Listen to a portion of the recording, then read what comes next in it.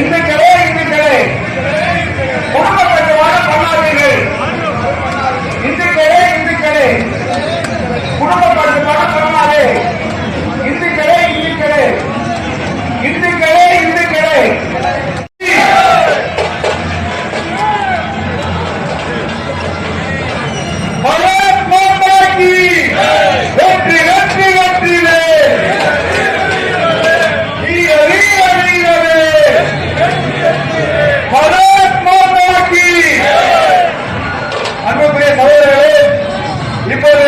நம்ம எழுச்சி இந்துக்களுடைய எழுச்சி நடைபெற இருக்கிறது.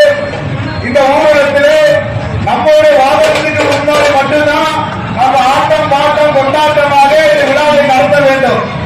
அதுக்கப்புறம் எல்லா சூழ்நிலையும் வரக்கூடிய காவல்துறை அதிகாரி அவர்களுக்கும் நாம் ஒத்துழைப்பு கொடுக்க வேண்டும். அவரோடு சேர்ந்து நாம் வரிசையாக ஒற்றுமையாக இந்த விழாவை நடத்த வேண்டும்.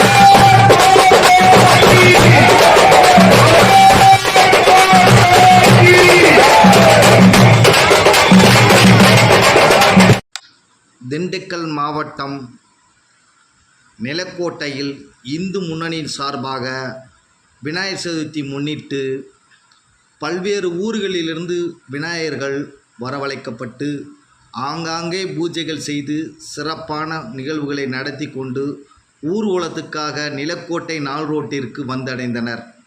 அங்கு வரிசையாக நிறுத்தப்பட்டிருந்த வாகனத்தில் விநாயகப் பெருமான் பல்வேறு அவதாரங்களில் அவதரித்து பக்தர்களுக்கு அருள்வளித்தனர். இளைஞர்களும் இந்துக்களும் எழுச்சிமிகு வரவேற்புடன் வணங்கி விநாயகப் பெருமானை ஊர்வலத்தை கலந்து கொண்டு சிறப்பித்தனர். ஆண்டுதோறும் சிறப்பாக நிலக்கோட்டையில் இந்து முன்னணி விநாயகர் சதுர்த்தி விழாவை வைத்து விநாயகர் சிலைகள் ஊர்வலம் நடத்துவது வழக்கம். இந்த ஆண்டு அதைவிட சிறப்பாக நடத்தியது பொதுமக்கள் மத்தியில் வரவேற்பை பெற்றது. விநாயகர் சதுர்த்தி என்றாலே போதும், நிலக்கோட்டை சுற்று வட்டார பகுதியில் உள்ள ஒவ்வொரு கிராமங்களிலும் விநாயகர் சிலைகள் வைத்து சிறப்பு பூஜைகள் செய்தும் ஊர்வலமாக சென்று நிறைவாக வைகை ஆற்றில் விநாயகர் சிலைகள் கரைக்கப்படும் நிகழ்வு நடைபெறுகிறது.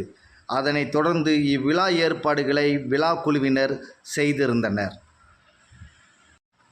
நிலக்கோட்டை கொடைரோடு, அம்மையநாயக்கனூர், சக்கையநாயக்கனூர், அழகம்பட்டி, கொக்குப்பட்டி, கொங்கர்குளம், குளத்துப்பட்டி உட்பட பல்வேறு ஊர்களிலிருந்து ஏராளமான இளைஞர்கள் விநாயகர் சதுர்த்தி விழாவில் ஊர்வலத்தில் கலந்து கொண்டதை இந்த காணொளியில் பார்த்து மகிழலாம்.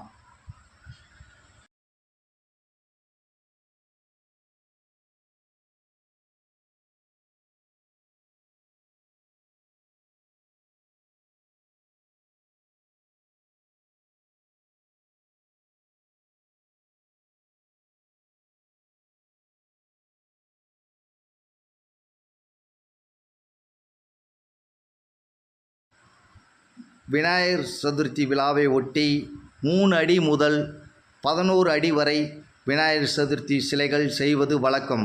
ஆனால் அரசு விதிமுறைப்படி 3 அடி முதல் 5 அடி வரையே விநாயகர் சிலைகள் உருவாக்கப்பட்டு ஆங்காங்கே வைக்கப்பட்டு ஒவ்வொரு ஊர்களிலும் சிறப்பான பூஜைகள் செய்தும் வழிபட்டு ஊர்வலத்தில் கலந்து கொண்ட காட்சியை பார்க்கிறோம்.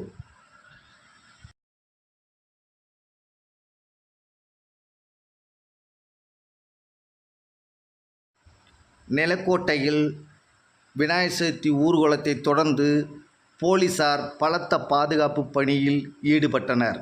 பொதுமக்களுக்கும் விநாயகர் சதுர்த்தி விழா நடத்துவோர்களுக்கும் எந்த ஒரு இடையூறு இல்லாமல் பாதுகாப்பு பணியிலும் போக்குவரத்து சீர்படுத்தும் பணியிலும் போலீசார் ஈடுபட்டது பொதுமக்கள் மத்தியில் வரவேற்பை பெற்றது.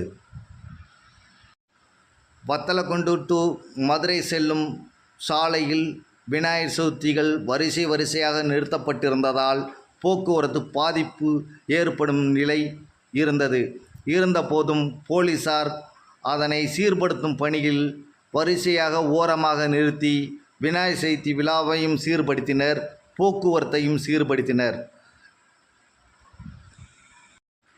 விநாயகர் சதுர்த்தி விழாவில் பொதுமக்களும் விழா குழுவினரும் போலீசாரும் ஒருங்கிணைந்து சிறப்பாக ஏற்பாடுகள் செய்து விநாயகர் சதுர்த்தி ஊர்வலம் நடைபெற்றது என்பது பாராட்டக்கூடியது.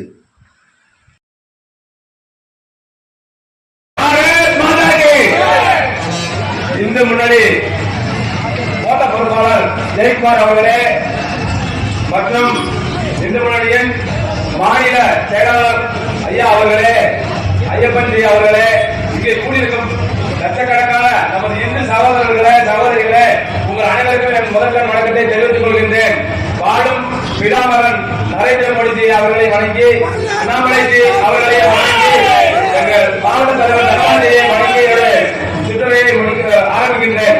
ஐயா, இன்றைய நிலைமை, இந்துக்களின் நிலைமை என்னவென்றால், நாம் வாழும் நாட்டில் இருக்கிறோமா இல்ல பாகிஸ்தானில் இருக்கிறோமா என்று தெரியவில்லை. அந்த அளவுக்கு அவல நிலையை, நெருக்கடிகளை நமது ஆட்சியாளர்கள் தந்து கொண்டிருக்கின்றனர். கோவிலுக்கு, அதாவது இந்து விநாயகர் சதுர்த்தி ஊர்வலம் நடத்துறதுனாலே 1008 கட்டுப்பாடு. ஆனா இதே கட்டுப்பாடு மாற்று மதத்தினருக்கு விதிக்கிறார்கள் கிடையாது. எங்க வேணாலும் நீங்க மத ஊர்வலம் நடத்தலாம், மத பிரசங்கம் பண்ணலாம், அதை கட்டி கேட்க வேண்டாம். நம்ம இந்துக்கள் மட்டும்தான் இத்தனை நெருக்கடி கொடுக்குறோம். ஆனா இந்தியாவில் இருக்கோம், நம்ம எல்லாம் இந்துக்கள்.